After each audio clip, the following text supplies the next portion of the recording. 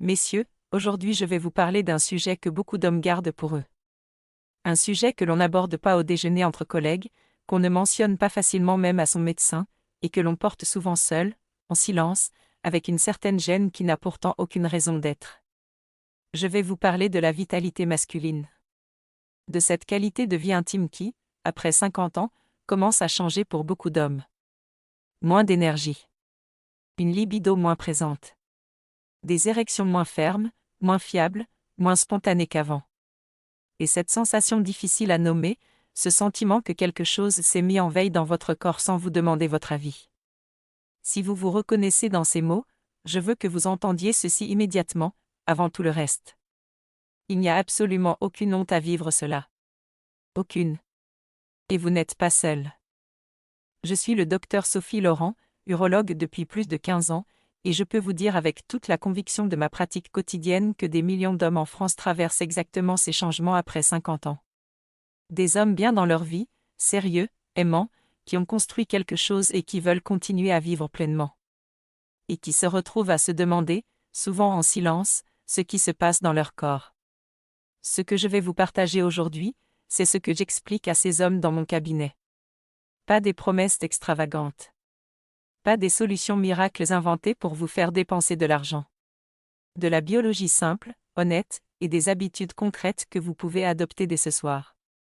Parce qu'il y a quelque chose que la médecine conventionnelle ne prend pas toujours le temps d'expliquer correctement. Une erreur très précise, que je retrouve chez environ 7 hommes sur 10 qui viennent me consulter pour ces raisons. Une erreur qui semble anodine. Qui ne fait pas mal. Qui ne se voit pas. Mais qui, silencieusement, peut réduire de façon significative la qualité de la circulation sanguine. Et donc, directement, la vitalité masculine. Et quand mes patients comprennent enfin cette erreur, leur réaction est toujours la même. Un mélange de surprise et de soulagement. Surprise parce qu'ils ne s'y attendaient pas, soulagement parce qu'ils comprennent soudainement que ce n'était pas une fatalité. Que c'était corrigeable. Que leur corps n'était pas cassé. Alors laissez-moi commencer par vous expliquer ce qui se passe vraiment. Pas avec des termes qui appartiennent au manuel de médecine. Simplement, comme je parle à un ami de confiance. Après 50 ans, le corps masculin subit des changements vasculaires progressifs. Les vaisseaux sanguins, qui étaient souples et élastiques dans votre jeunesse, commencent à perdre légèrement cette élasticité. C'est un phénomène naturel, universel, qui touche tous les hommes dans une certaine mesure. Mais la vitesse à laquelle cela se produit, et l'intensité avec laquelle vous le ressentez, cela dépend énormément de vos habitudes quotidiennes. De ce que vous mangez. De comment vous vous hydratez. Et de certains facteurs sur lesquels vous avez un contrôle réel. Pensez à la tuyauterie d'une vieille maison de caractère. Belle, bien construite, solide. Mais après des décennies, si on ne l'entretient pas correctement, si on laisse des dépôts s'accumuler sur les parois intérieures, si on ne fait pas attention à la qualité de l'eau qui la traverse, le débit commence à diminuer. Pas brutalement. Pas du jour au lendemain. Mais progressivement, insidieusement. Et un matin, vous ouvrez le robinet et vous réalisez que la pression n'est plus ce qu'elle était. C'est exactement ce qui se passe dans votre système vasculaire. Et c'est exactement pour cela que la vitalité masculine est si directement liée à la santé de votre circulation sanguine. Un de mes patients, appelons-le Thierry, 59 ans, comptable à Bordeaux, est venu me voir convaincu d'avoir perdu sa vitalité pour de bon. Il était résigné. Il pensait que c'était l'âge, que c'était irréversible, qu'il fallait juste accepter. Quand nous avons parlé de ses habitudes quotidiennes, j'ai très vite compris ce qui se passait. Son alimentation était riche en sucres raffinés et en aliments transformés. Il buvait peu d'eau dans la journée, compensant avec du café et parfois un verre de vin le soir. Et il bougeait très peu, passant la majorité de ses journées assis. Thierry n'avait pas perdu sa vitalité. Sa circulation avait simplement besoin d'être soutenue différemment. En 3 semaines d'ajustement ciblé, il m'a rappelé pour me dire que quelque chose avait changé. Pas une transformation radicale du jour au lendemain. Mais quelque chose de réel, de palpable, de concret. Ce n'était pas de la magie. C'était de la physiologie appliquée. Alors laissez-moi vous expliquer le mécanisme central. Celui qui, une fois que vous le comprenez, va changer la façon dont vous regardez votre alimentation et vos habitudes du soir. Au cœur de la vitalité masculine, il y a une molécule. Une toute petite molécule, simple sur le plan chimique, mais d'une importance absolument considérable pour votre corps. Elle s'appelle l'oxyde nitrique.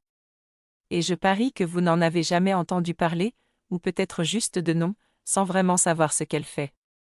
L'oxyde nitrique, c'est le signal chimique que votre corps envoie aux parois de vos vaisseaux sanguins pour leur dire de se détendre, de s'ouvrir, de se dilater pour laisser passer le sang librement et en quantité suffisante. C'est littéralement la molécule de l'ouverture vasculaire. Imaginez un chef d'orchestre. Debout devant ses musiciens, baguette en main. Quand il lève les bras, l'orchestre joue. Quand il donne le signal, la musique commence. L'oxyde nitrique, c'est ce chef d'orchestre pour votre système vasculaire. C'est lui qui donne le signal d'ouverture. C'est lui qui permet au sang de circuler avec la force et la fluidité nécessaires. Et voici la réalité biologique que je veux que vous reteniez. Après 50 ans, la production naturelle d'oxyde nitrique dans votre corps diminue. Progressivement, mais réellement. Les cellules qui tapissent l'intérieur de vos vaisseaux sanguins, que l'on appelle les cellules endothéliales, produisent moins de cette molécule avec l'âge. Et quand le chef d'orchestre lève moins souvent les bras, l'orchestre joue moins fort. La circulation devient moins efficace. Et les organes qui dépendent d'une irrigation sanguine de qualité, dont certains que vous savez très bien identifier, fonctionnent moins bien. C'est comme un robinet dont le mécanisme d'ouverture se grippe progressivement. Il ne s'ouvre plus aussi largement qu'avant. L'eau passe, mais pas avec la même pression. Pas avec la même force. Et vous le ressentez, même si vous ne savez pas exactement pourquoi. Mais voici ce qui est absolument fondamental, et c'est le message d'espoir que je veux vous transmettre aujourd'hui. La production d'oxyde nitrique n'est pas seulement déterminée par l'âge. Elle est aussi influencée, directement et de façon mesurable, par ce que vous mangez, par comment vous vous hydratez, et par certaines habitudes quotidiennes que vous pouvez modifier. Certains aliments contiennent des précurseurs naturels de l'oxyde nitrique, des composés que votre corps peut utiliser pour en produire davantage. D'autres habitudes, au contraire, inhibent cette production et accélèrent la rigidification vasculaire. Et c'est là que l'alimentation devient non plus un sujet de nutrition générale, mais un outil direct de soutien de la vitalité masculine. Un outil que vous avez entre les mains, dans votre cuisine, dès ce soir. Certains ingrédients que vous connaissez probablement, que vous avez peut-être dans vos placards en ce moment même, ont des propriétés vasodilatatrices naturelles documentées. Le gingembre, par exemple, est étudié depuis des décennies pour ses effets sur la circulation sanguine et l'inflammation vasculaire. Le citron et sa richesse en vitamine C contribuent à protéger les parois des vaisseaux contre le stress oxydatif. L'ail contient de l'allicine, un composé qui favorise la relaxation vasculaire. Et certaines graines riches en magnésium jouent un rôle dans la régulation de la tension artérielle et de la souplesse vasculaire. Ce ne sont pas des inventions. Ce sont des données que la recherche nutritionnelle et cardiovasculaire explore et documente depuis de nombreuses années. Et ces ingrédients simples, intégrés intelligemment dans votre quotidien, peuvent contribuer à soutenir ce mécanisme d'ouverture vasculaire dont nous parlons. Mais je dois vous dire quelque chose d'important avant d'aller plus loin. Quelque chose que j'aurais dû peut-être dire plus tôt, mais que je répète toujours à mes patients. Ces informations et ces conseils sont un soutien naturel du quotidien. Ils ne remplacent pas une consultation médicale. Si vous ressentez des dysfonctions érectiles importantes, des douleurs, des symptômes cardiovasculaires, ou tout autre signe qui vous inquiète, parlez-en à votre médecin. Un bilan vasculaire peut donner des informations précieuses et orienter un traitement adapté si nécessaire. Ce dont nous parlons aujourd'hui, c'est de l'accompagnement naturel, de la prévention, du soutien. Pas d'un substitut au suivi médical. Cela dit, revenons à ce qui m'a amené à vous parler aujourd'hui. Parce qu'au-delà de la biologie fascinante de l'oxyde nitrique et de la circulation sanguine, il y a quelque chose de plus immédiat, de plus pratique, de plus directement actionnable que je veux vous montrer. Car comprendre la biologie, c'est bien. Mais ce qui change vraiment la vie de mes patients, ce ne sont pas les explications scientifiques. Ce sont les gestes concrets, simples, répétables, qui traduisent cette science en amélioration réelle du quotidien. Et il y a dans les habitudes de la majorité des hommes de plus de 50 ans que je rencontre, 3 erreurs très précises qui sabotent silencieusement leur circulation sanguine. 3 erreurs que l'on ne voit pas, que l'on ne ressent pas directement, mais dont les effets cumulés, jour après jour, semaine après semaine, peuvent expliquer une grande partie de ce que vous vivez. Maintenant que vous comprenez ce qui se passe dans votre corps, pourquoi la circulation sanguine est au cœur de la vitalité masculine, quel rôle joue l'oxyde nitrique, et pourquoi l'alimentation a un impact direct et réel sur tout cela, laissez-moi vous montrer exactement ces erreurs, comment les corriger simplement, et quels rituels précis certains de mes patients utilisent chaque soir pour soutenir leur circulation et retrouver progressivement une vitalité qu'ils croyaient perdue. Parce que votre corps, chers amis, n'a pas abandonné. Il attend juste qu'on lui donne ce dont il a besoin. Alors parlons de ces 3 erreurs. Et je vais aller droit au but, parce que c'est ce que vous méritez. La première erreur, celle que je vois le plus systématiquement, celle qui me surprend encore après 15 ans de consultation tellement elle est répandue, c'est la déshydratation chronique légère. Je ne parle pas de déshydratation sévère. Je ne parle pas d'hommes qui s'évanouissent de soif. Je parle de cette déshydratation de fond, silencieuse, que la plupart des hommes de plus de 50 ans vivent au quotidien sans même s'en rendre compte. Ces hommes qui boivent 2, peut-être 3 verres d'eau par jour. Qui compensent avec du café le matin, un verre de vin le soir, peut-être une soupe de temps en temps. Et qui pensent sincèrement s'hydrater suffisamment. Mais voilà ce que cette déshydratation légère fait à votre circulation sanguine. Et je veux que vous visualisiez cela très concrètement. Le sang est composé en grande partie d'eau. Quand vous manquez d'eau, le volume sanguin diminue légèrement. Et quand le volume sanguin diminue, le sang devient plus visqueux, plus épais, plus difficile à faire circuler. C'est comme essayer de faire couler du miel dans une tuyauterie fine plutôt que de l'eau claire. Le cœur doit travailler plus fort. Les vaisseaux sont soumis à plus de pression.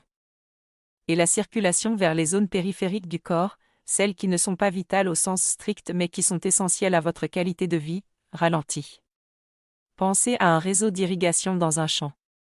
Si la réserve d'eau principale est à moitié pleine, la pression dans tout le réseau est insuffisante. Les tuyaux les plus éloignés, ceux qui irriguent les zones les plus distantes, reçoivent moins d'eau. Pas assez pour que les plantes meurent. Mais pas assez non plus pour qu'elles s'épanouissent pleinement. C'est exactement ce qui se passe dans votre corps quand vous manquez d'eau au quotidien. La correction est d'une simplicité désarmante.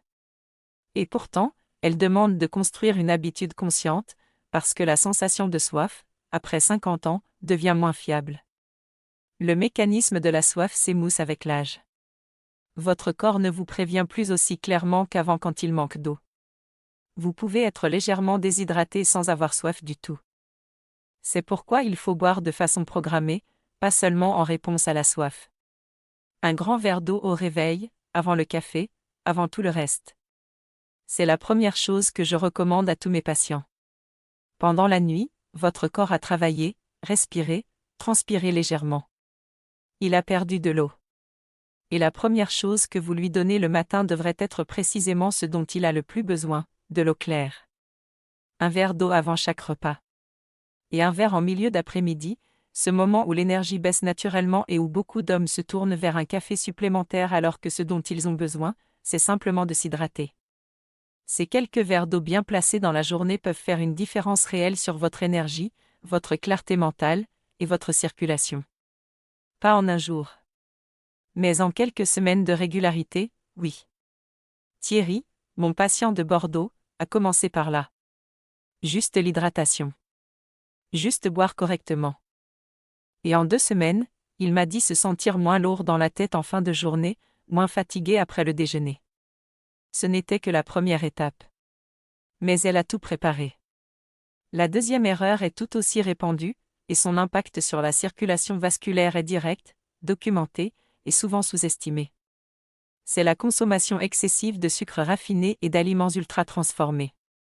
Je ne suis pas là pour vous faire la morale sur ce que vous mangez. Je ne suis pas là pour vous dire que vous mangez mal ou que vous devez tout changer du jour au lendemain. Ce n'est pas mon rôle et ce n'est pas ma façon de travailler.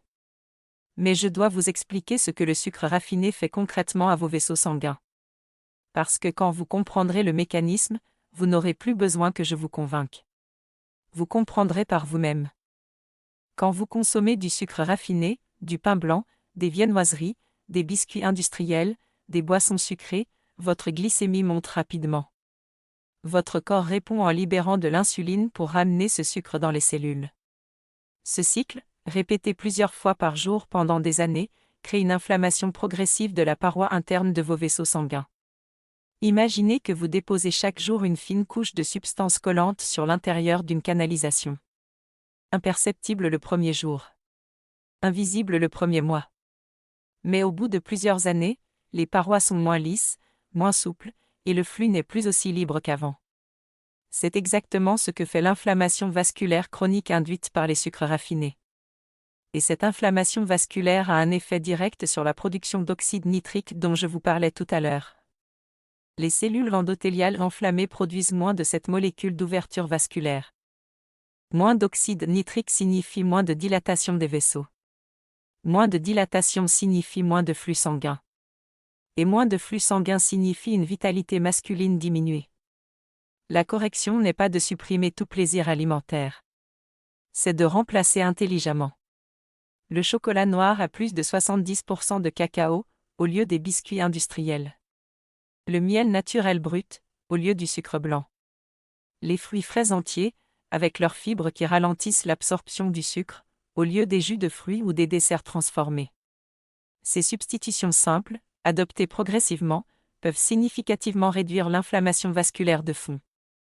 Et la troisième erreur, celle que presque personne ne soupçonne, c'est de ne pas intégrer dans son alimentation quotidienne ce que j'appelle les ingrédients protecteurs de la circulation.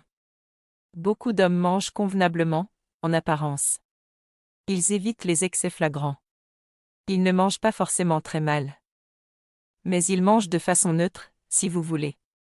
Une alimentation qui ne nourrit pas activement leur système vasculaire. Qui ne lui apporte pas les composés dont il a besoin pour maintenir ses parois souples, pour soutenir la production d'oxyde nitrique, pour calmer l'inflammation de fond. Et certains ingrédients très simples, que vous pouvez trouver dans n'importe quelle épicerie, ont des propriétés vasculaires et anti-inflammatoires que la recherche nutritionnelle documente depuis des années. Le gingembre.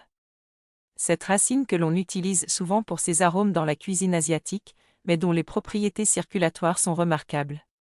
Des études ont montré que le gingembre peut contribuer à réduire la viscosité du sang, à soutenir la fluidité de la circulation, et à diminuer certains marqueurs d'inflammation vasculaire.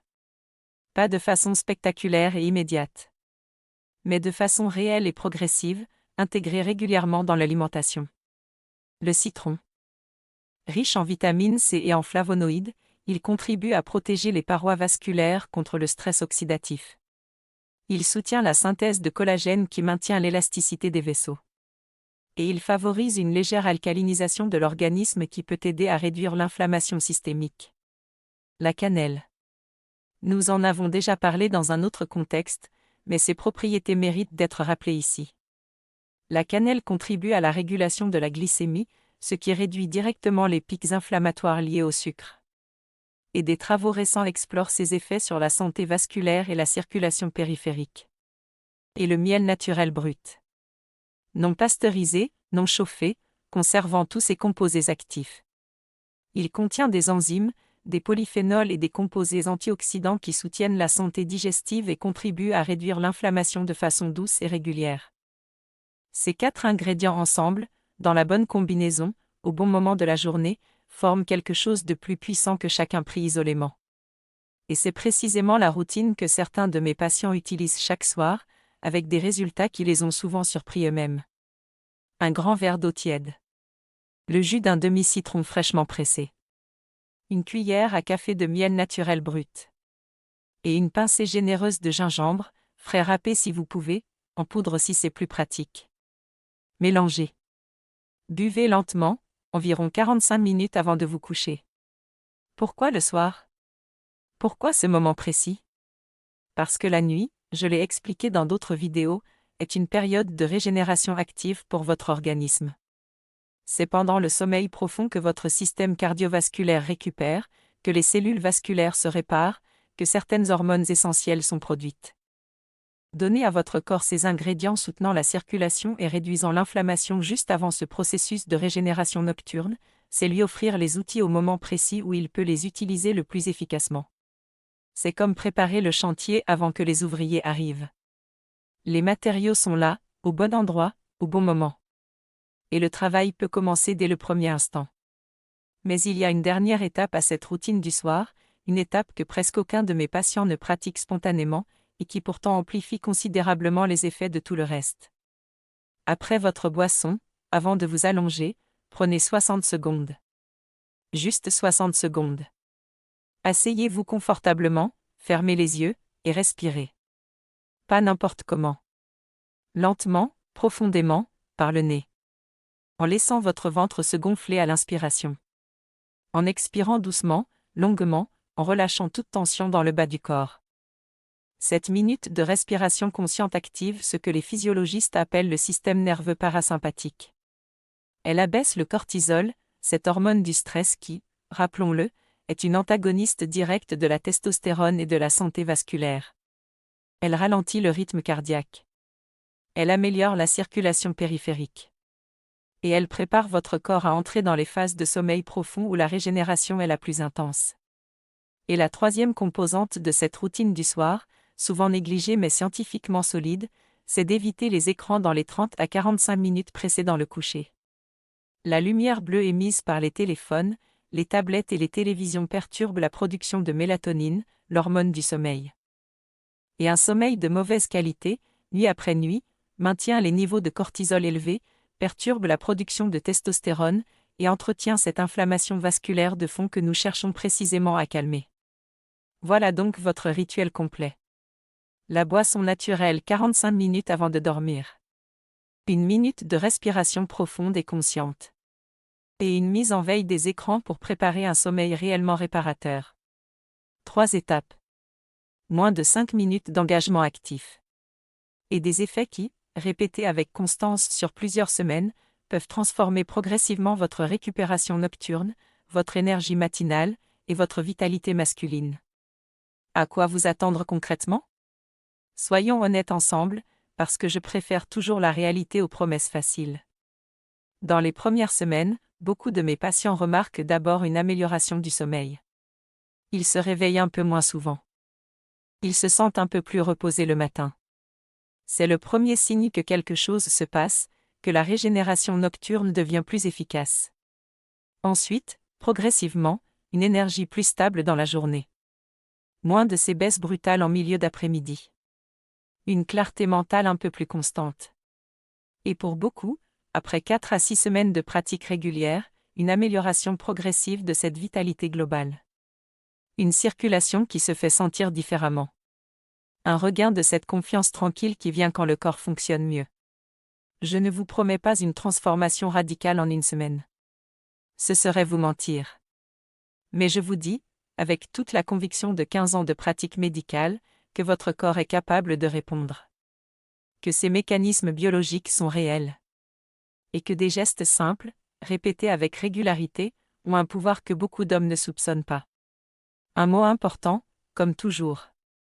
Si vous avez des troubles érectiles persistants et importants, si vous avez des antécédents cardiovasculaires, si vous prenez des médicaments, parlez de tout changement alimentaire à votre médecin. Ces conseils s'inscrivent dans le cadre d'une hygiène de vie naturelle et préventive. Ils ne remplacent pas un suivi médical adapté à votre situation personnelle.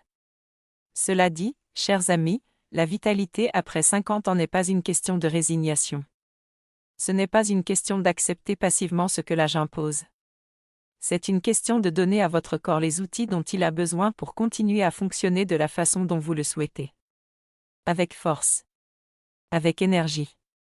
Avec cette confiance tranquille qui fait partie de ce que vous êtes. Votre corps n'a pas abandonné. Il attend simplement que vous l'accompagniez différemment. Alors ce soir, si vous avez décidé d'essayer cette routine, écrivez dans les commentaires ces mots simples. Je commence ce soir. Ce petit geste d'engagement envers vous-même a plus de valeur que vous ne le pensez. Et abonnez-vous à cette chaîne, parce que nous avons encore beaucoup de chemin à faire ensemble. La santé masculine après 50 ans est un territoire vaste, riche, et plein de solutions naturelles que je suis là pour vous partager, semaine après semaine. À très bientôt, messieurs. Prenez soin de vous. Vous le méritez vraiment.